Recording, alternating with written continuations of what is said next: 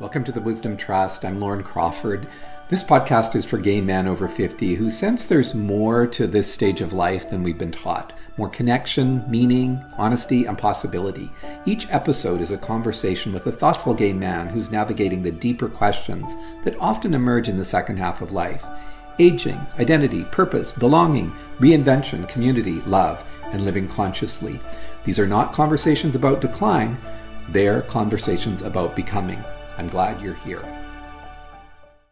Hello, everyone. And today we're speaking with Dale Williams. And I want to start before introducing Dale, just to say that we're here because the participants in the Wisdom Trust are interested in sharing a bit of their story, something that's happened in their life that's been uplifting and inspiring potentially to all of you. Many of us at this stage in our life will find that maybe we're feeling we need a little bit of that inspiration. Maybe the idea of aging is something that's weighing a little bit heavily on us. The Wisdom Trust is here to change that narrative and to help us maybe see this stage of life as the best stage of life. So welcome, Dale. Dale is a 74-year-old gay man living in the desert, happy, healthy, active. He enjoys communicating with other senior gay men. He enjoys Facebook, television, books, music, art, movies, and the theater.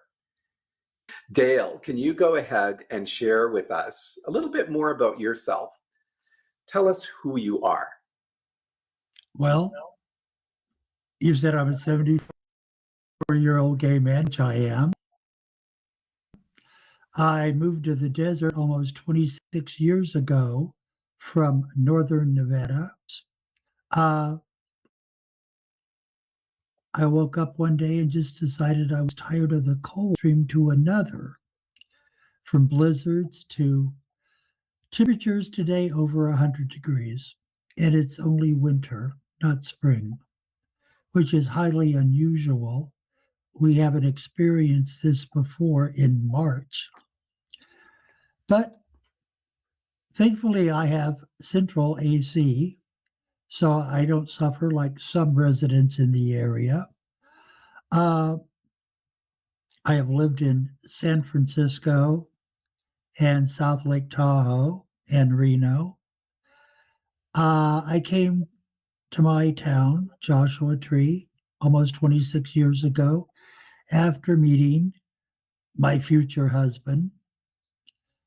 And I just fell in love with the desert, and living here is quite easy and mellow. I'm less than 1 hour from Palm Springs that I go to for entertainment and dining and visiting friends. It's always fun. I don't go to bars. I don't find them healthy or fun. Of course, when I was younger, I did, but that was decades ago. And I just found it boring. The same people sitting on the same bar stools, telling the same stories year after year. And I just found that sad. I've been alcohol-free for 24 years of sobriety. What's life like in the desert? Tell us about that. The town I live in is more of a kickback to the 60s. Mm. Most of the people that live here, that have lived here for a long time, were escapees from Los Angeles and San Francisco and parts of the East Coast. We have a variety of people. In my little town, it's mostly artists, writers, musicians. That's the main occupations of the people here. Or if they're lucky, maybe they get to work in the national park that we have here. Mm. We have a really beautiful Joshua Tree National Park. I would invite everyone to experience it. There's a lot of good hiking trails, a lot of wildlife, and it's quite different than some of the other national parks we have, like Yosemite. I had the opportunity to go to Joshua Tree last year, and then something came up and prevented that from happening. I heard about it later from the participants. It sounds like an amazing place. So let's move over a little bit into part of these podcasts, and the whole Wisdom Trust is about looking at a pivot, something that occurred, a fabulous moment that occurred in your life after 50. Let's be clear, the fabulous moment could have been something at the time that was devastating, but it led to a whole new iteration of yourself, a whole new, Dale 2.0, should we say. What was the pivot, the big sort of shift that happened for you? I met my husband online. I know some people would say, "Oh, you met someone online," but that's how it worked out. I've always been interested in the internet and my computer, and I was scrolling one day and saw his picture on a site that no longer exists, and we just hit it off, and the next thing I knew, he was on a plane to come and visit me in Reno, and we just clicked. And for about a year, it was a long distance relationship. I had spent over 20 years working in the casinos of Lake Tahoe and Reno. And he flew over to visit with me, and we just clicked, and it went from there. And it was about a year later, I just said goodbye to Reno and packed up and moved in with him. And as soon as we were allowed to legally marry, we did. Nice, nice. And you were And together for? we were together actually about 26 years. Okay. He passed away 3 years ago this month. Mhm. And I can't say I didn't see it coming because he did have major heart issues, but I stayed with him and helped him go to the light. And Nice. that was really incredible. Can you tell us a bit about that? That sounds very fascinating, that you were accompanying him to his next journey. So share with us, because some people may have a perspective on that can be pretty heavy and dark. So share with us what yours was.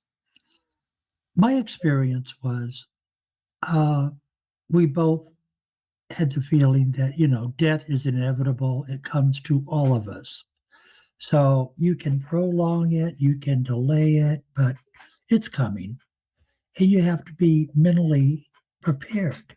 With his issues, I had to call an ambulance and take him to the hospital. And cutting to the chase, the last day, I had been in the hospital every day for 3 days. And the doctor and the nurses were trying to tell me, well, it's time to take him off life support. His kidneys are failing.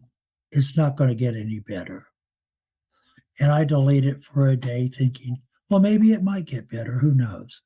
Because doctors don't always know. I had an aunt that they gave her 6 months to live, and she lived for 28 more years. Right. Mistakes So, happen. but anyway, finally, I decided, well, I was his principal caretaker, and I made all the decisions. So on the final day, I held him Mm, as they pulled the plug, and I told him, it's okay.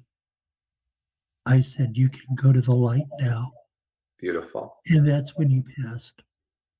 How did that feel in your body? How did you experience that?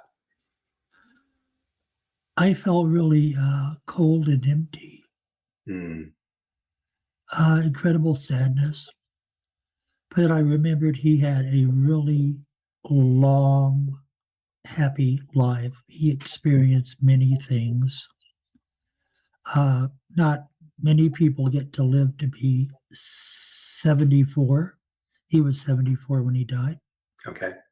Uh, he had been a social worker. He had owned a yogurt shop, went to university, went to the army, during the Vietnam era, but he wasn't there. He was spent the whole tour of duty at Fort Leavenworth being a social worker, and he was very much a humanistic person, very kind. Anybody asked for help, he would help them. Wonderful. And I have good memories. And then after his passing, I didn't bother to date or even look Right. for anything. So And then, after his passing, let's explore this a little bit. So you went from this beautiful, loving relationship of 20 plus years, and then there's not the relationship. So let's look at that as the pivot, right? And so what's the pivot? in that pivot, what did that look like? I like to frame it from this point of view that it freed you from something. So what were you perhaps liberated from? Her feeling was I kind of lost. Mhm. What now? And probably the first 8, 9 months, I was really kind of mentally just going through all the paces of carrying on life. Uh, I got immersed in gardening in my yard. Only thing I can grow is cactus, but I have a lot of different cacti. Mm, I have 2 dogs and a cat now. Before I just had 1 dog. There are a lot of comfort and entertainment. In January of the following year, my daughter that lived in Reno moved in with me to help out with the house because the house was really big and I needed help. And mm. she can work from home, so it works perfectly for her. I don't have to worry about cooking. Oh, nice. Yeah, that seemed to be the hardest part of Michael's passing was just trying to think, what am I going to cook today? Right. Some of these smaller things that we may not think about. And here your daughter comes and frees you from that maybe loneliness and the what am I Yeah. going to cook today energy, right?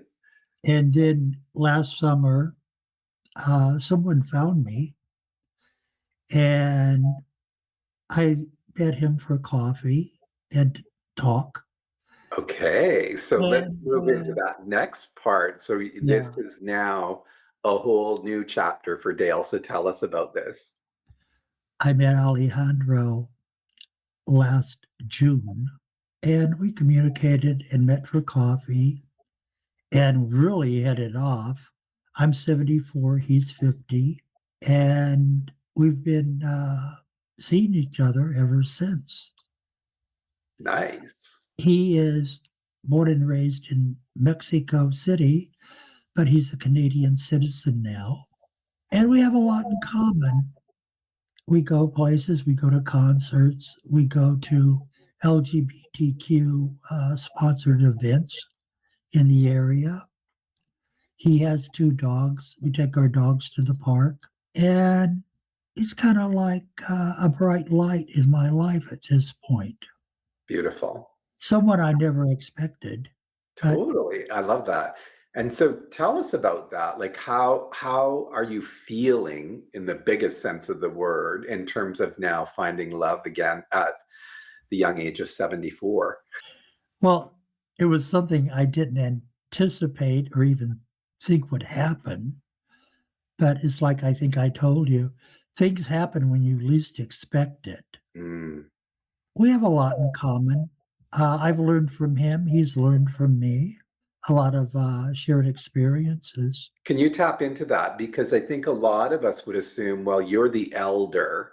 What could you learn from someone who's, a couple of decades different in age? So tell us about that. That's fascinating.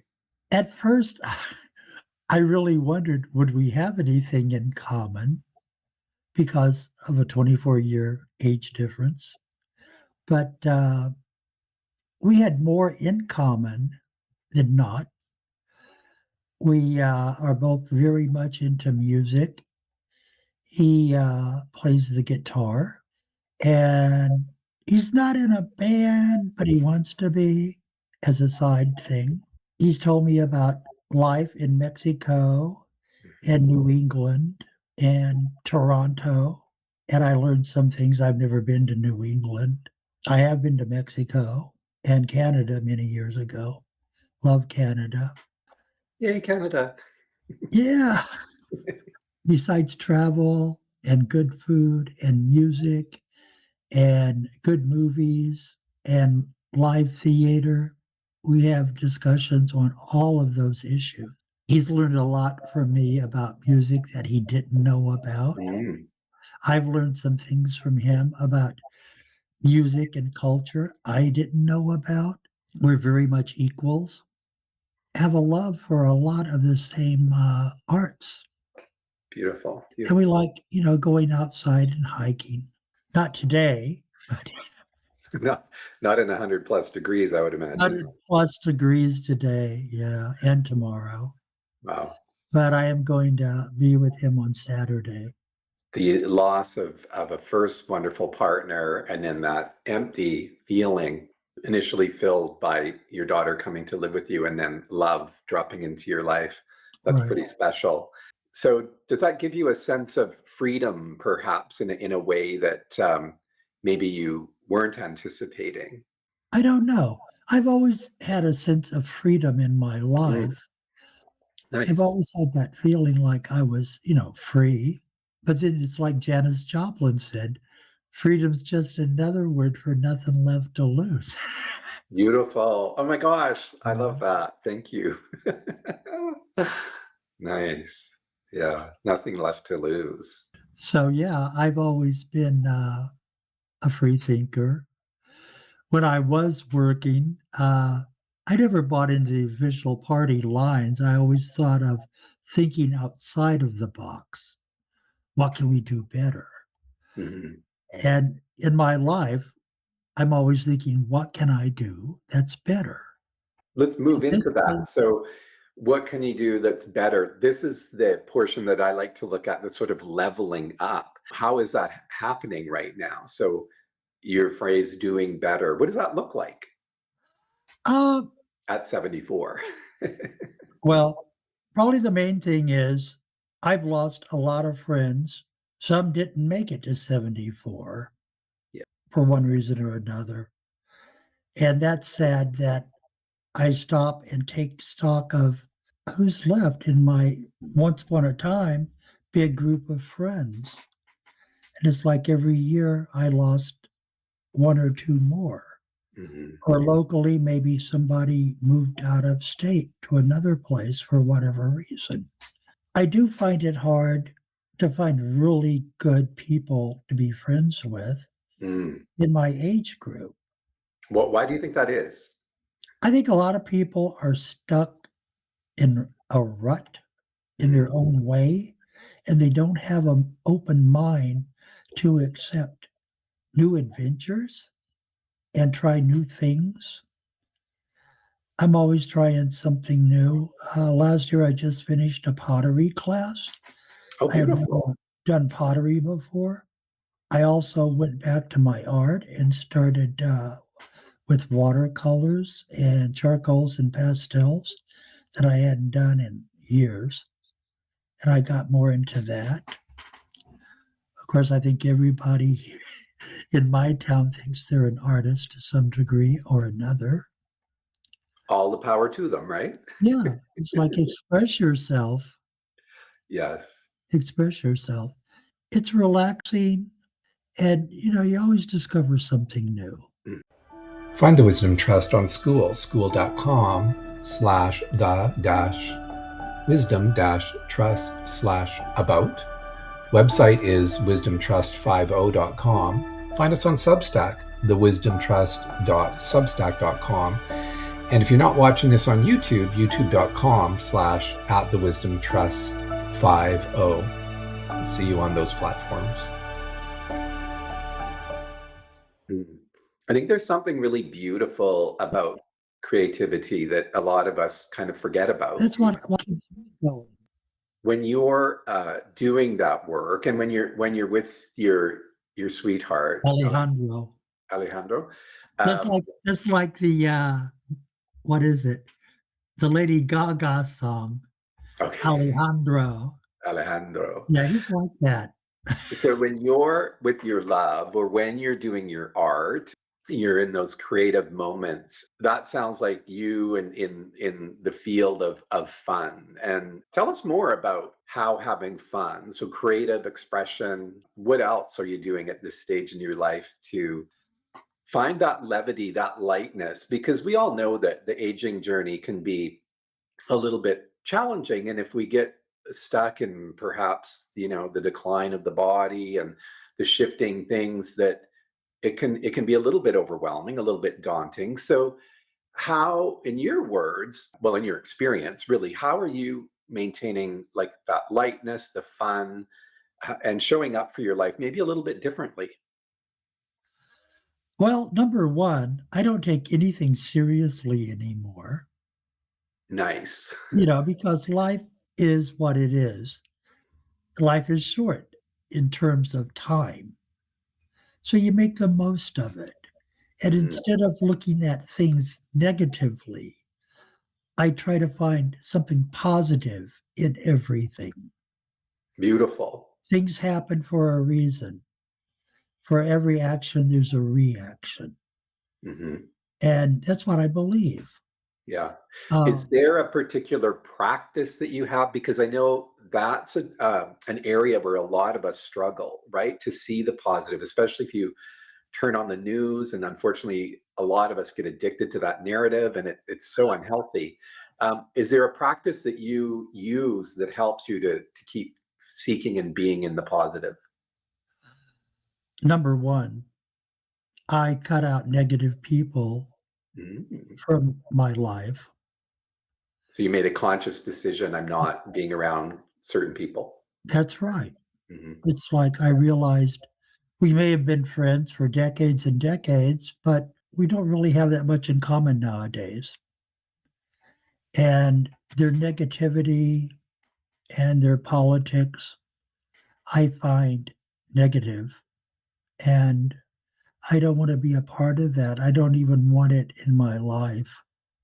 That's an issue, getting rid of negative people from your life. Yeah, that Uh, toxic energy that comes along with it, right?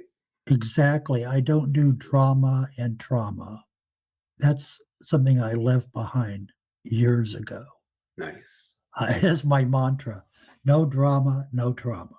Oh, I love that. Beautiful. No drama, no trauma. I love No that. drama and no trauma. Yeah. I keep things peaceful. People that are in my circle of friends are all positive people, and we all have something in common. Some of the same belief systems, some of the same ideas. And if they're negative, I bring it to their attention that it's not healthy for them. Right. If you were to give, so this is the wisdom part of our discussion here. So you've had a beautiful life. You've got amazing energy, a beautiful person. What wisdom or insights would you share directly with gay men who are maybe at that stage? They're over 50 years old, 60s, 70s, wherever they are, and they might be feeling maybe a little bit invisible, maybe a little bit stuck, maybe a little bit uncertain about things and what's going to come next. What would you want them to know based on your experience of life? Be yourself. Mm. Be true to yourself. I know there are men in other parts of this country, and probably in your country too, that really can't come out and be themselves because of where they're at geographically. Mm. It may be dangerous. Not everyone can just pack up and move someplace that is more accepting for gay men. So they have to live however they can. I have been to some small towns in this country where I was amazed at some people being out and proud, and nobody, they didn't have any repercussions. They just said, oh, well, that's Fred. He's a little eccentric. Right. Well, he's not eccentric, he's gay. Yeah. And Or he that's doesn't Mary with hide it. Mary with her friend that she's lived with for 40 years. Yeah, like, well, Yeah. that's two older ladies that's been living together for 50 years. Or I think those two men are cousins Mm, or something. yeah. Yeah. So being yourself, if there are challenges around that, like in your experience or your way of doing that, how can you be yourself more authentically that people could maybe take as an example? To be totally out. I was in my early 40s. Before that, I was just out to some family and friends. When I first totally came out, and I wasn't bisexual or whatever, Hmm. in my case, I don't believe I was bisexual. I think I always liked men the best. I was gay at 5, Mm. but I Yeah. didn't know what gay was. I didn't know what Okay. sex was. I just knew there was a profound difference from a woman hugging me and a man hugging me. Especially, I had this thing as a little boy about men in dress suits picking me picking me up and hugging me. I Mm. It was a different feeling, but I didn't know. But I think, there's probably a lot of men out there that in childhood or teen years had the same feeling or experiences of an awakening Hmm. that was deep inside. And I do believe people are born gay. Hmm. It bothers me when people say, "Oh, but he made a choice." Right. No, I don't know anyone that just woke up and said, "Oh, today I'm going to be gay." Yeah. No, no. I like your word awakening, and that's part of the theme in this Wisdom Trust podcast and community is we're awakening, right? And No. um, in this stage in life, in our the wisdom years, I like to call them, we awaken, I think, to a new version of yourself that is more soul aligned as opposed to ego aligned. That's my take on things. But what you just said really resonated with me because as a kid or however old you are, when you awaken to that sense of something is different, right? And for some it can be really clear really fast, and for others it can be a lot of confusion for a long time before it makes sense maybe up here. So having said all of that, you talked about being your authentic self and being out completely. What would you say to someone who's feeling like, well, I can't do that for whatever reason, because there's always going to be a list of reasons. There are people that have their own individual reasons why they're not out or it can't come out. And I respect them and what they're going through because not every place in the world is accepting. So you have to find your place. Hmm. I feel sad for people that feel like they're trapped in a certain location. I can't leave here for whatever reason, but at the same time, I cannot be myself. Now, that's really a problem. And lately, I try to stay away from broadcast news, Hmm. but it seems like there's a lot of negative feelings in the USA about gay people in general. I read a report last week that a lot of young people feel like they have to go back into the closet because they can't be themselves. Right. So using this community or communities as sort of a distraction for the bigger issues that are out there. That's Yeah. how a lot of us perceive it anyway, and the news media can be complicit in that as well, for sure. But I Any don't other know. final thoughts in terms of folks out there who may be listening to this and loving your story? You've got so much wisdom to share. Any final concluding thoughts that you would like to bring? I would tell everyone as you age, keep an open mind, be open to new experiences and new hobbies, new likes. One of my favorite things I like to do is get in my car and crank up the stereo and go for a long drive through the desert. Mhm. I mean, that's always exhilarating Beautiful. for me. I mean, that's almost like my meditation. Yeah. So it could be something simple like that that we might be missing, right? Because we're Yeah. so stuck in perhaps negative thinking or can't do or scarcity mindset, lack thinking. And it's like, oh, he goes in his car and cranks up the radio and feels joy. How Yeah, beautiful is that? Yeah. that's my joy. That's Yeah. my joy. I love that. I love that. And Wonderful. also, I want to tell everyone actually be proactive in your health and your health practices and what you do. Mm, Watch your diet, exercise, be around positive people and positive experiences. Try to block negativity as much as you can because your mental health is just as important as your physical health. right.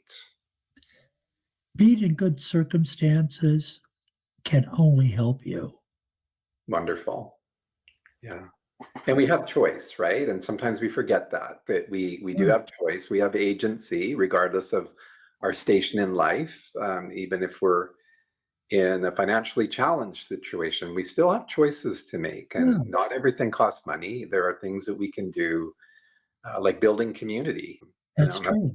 that's part of the objective here is to build community for gay men over 50 who may be feeling the need for that. And so with that, I'm going to thank you, Dale, so much for giving me this opportunity to have this conversation with you. I know that it's going to resonate with a lot of people I hope in a, so. in a, in a number of different ways. It's so important for us to have role models, people who may be a few years older than us, who have lived a rich and beautiful life. To just share that is a real gift. One of the things in having conversations with men in building towards this whole project was that a lot of us, over 50 feel that the younger generation dismisses us or doesn't see us. And I think sometimes we internalize that with our own internal ageism, and so we buy into that. But you being here and sharing this story can help to break us out of that mold of we're invisible, we're unseen. You've been very inspiring, and I really, hats off to you. I really want to thank you for what you've shared here. Well, thank you. I know it can be hard for a lot of older gay men to make connections because of location or they just don't get out much.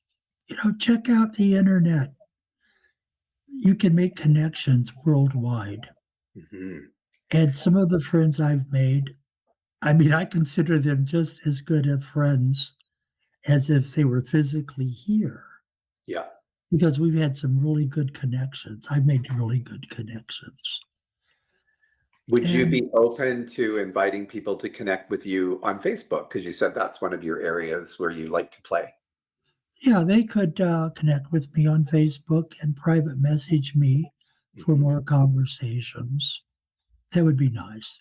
All right. So we've got your Facebook page there, Dale. So folks, if they're interested in building a rapport with you, having some communications with you, friending you, there they can find you on Facebook. So how's that?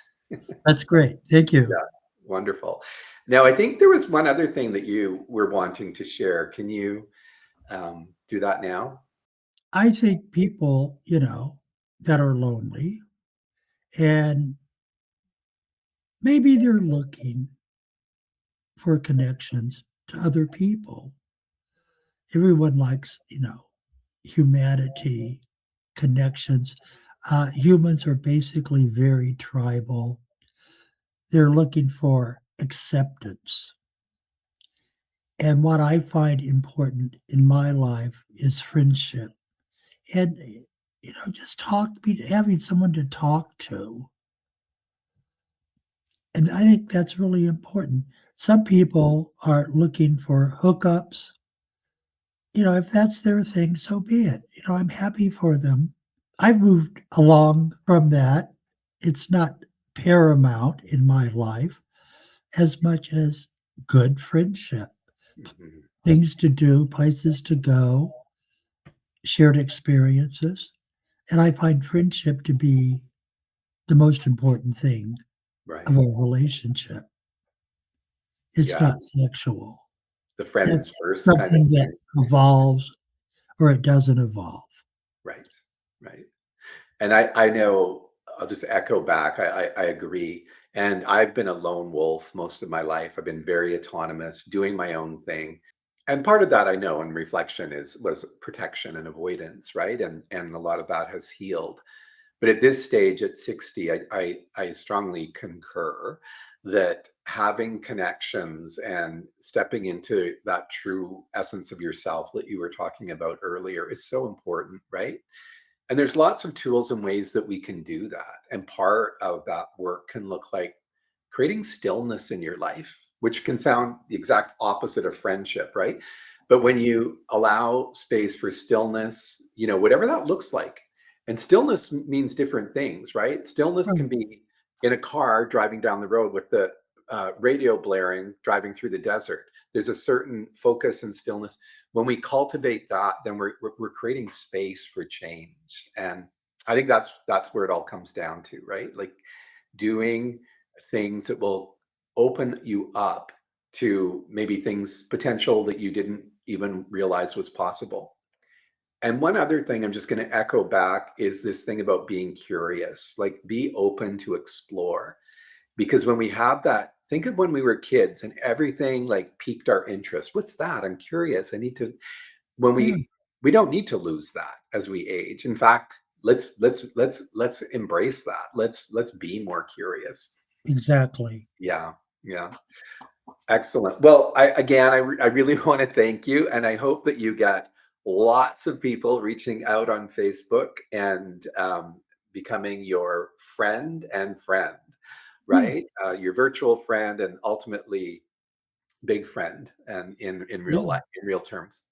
I'm just letting folks know that you can also find more, build a community around this whole wisdom trust through our Substack channel, which I'm showing there. So if you're on Substack, there's more. It's more essay form reflections with some video, but it just gives a different opportunity to explore some of these topics. And so go check that out. Comment, share, please. And then we also have the video of our podcast on our YouTube channel. So that's at the Wisdom Trust 50. So you can look there, and there'll also be other video elements in that platform as well. So this is all about growing community, creating different channels for that to happen. And there'll be other social channels as well, Instagram and Facebook as well. All right. So thanks again, and I look forward to ongoing, discussions with you, Dale, and continuing to learn from your wisdom. Thank you very much. Thank you. Have a great day. Thank you to our guests today, and thank you for listening. If what you heard landed with you, if you felt seen, heard, inspired to make a shift, I want to hear about it. Get back to me on one of our platforms or where you're listening to or seeing this. And if you know another man over 50 who you think would benefit from hearing this, share it with them, please. This community grows when we show up for each other. You can find more essays on these topics, reflections and such at our Substack account. Watch for other content on our YouTube channel. And stay connected to us through our school platform. This is where we engage and are building our community. Remember, the second half of life isn't the beginning of the end. For many of us, it's the moment life finally begins to open up. You're not alone in this. We're in it together. I'll see you next time on the Wisdom Trust.